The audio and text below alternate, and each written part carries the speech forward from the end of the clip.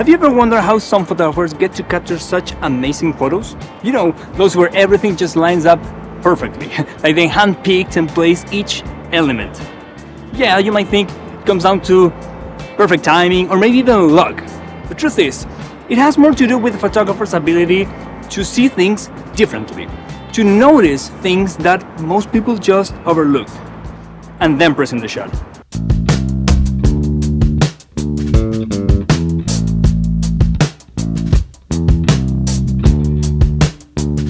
About 3 weeks ago, I was scrolling through Substack and I found this note, this post from photographer Andy Adams that reads like this. Even if they're not great photographs, I love seeing people post pictures of the beautiful things they see in the world.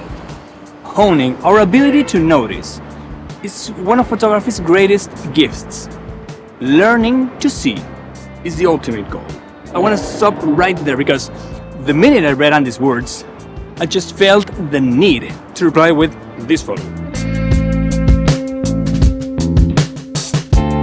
Why this photo? Because even though it's not a great photo, in fact it's far from it, it is a beautiful thing that I had seen earlier that same day.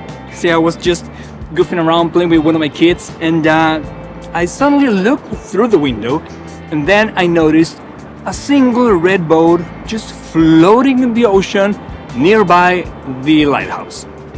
And yeah, you may still wonder, well, what's so special about two red dots against a blue background? Well, exactly.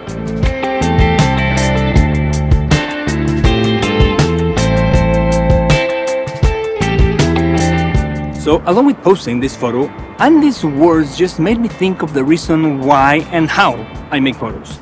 In his How I Make Photographs book, John Mayer always put it this way.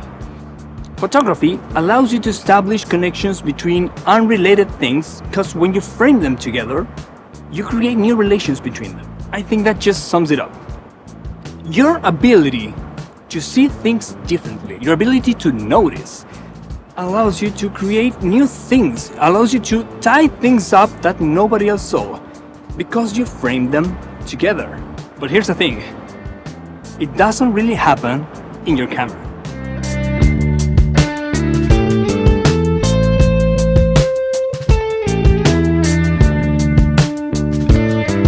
This brings me to this whole learning to see idea that Andy's mentioned. The way I see it, no pun intended, it's through the practice of this ability to notice. You're out there, you're walking, looking, seeing everything out of nowhere. Just every now and then, something catches your attention.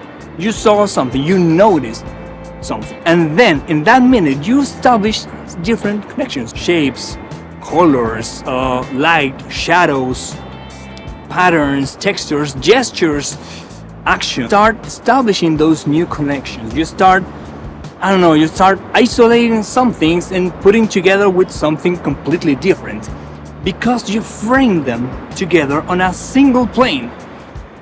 But that happens even before you can pick up the camera. That happens in your mind. Think of Cartier-Bresson's decisive moment.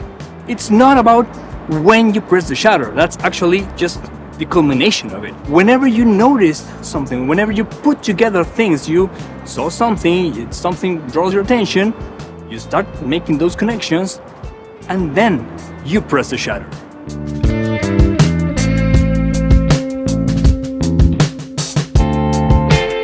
So going back to Andy's words and how or why I make photos.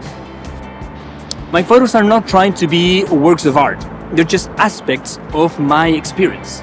I'm walking, looking, I'm seeing, I'm noticing things, and I'm putting them together in a different way because of how I frame them together, first in my mind, and then through the lens. So, I don't know about you, but Andy, I think I know what you mean. I'll see you in the next one.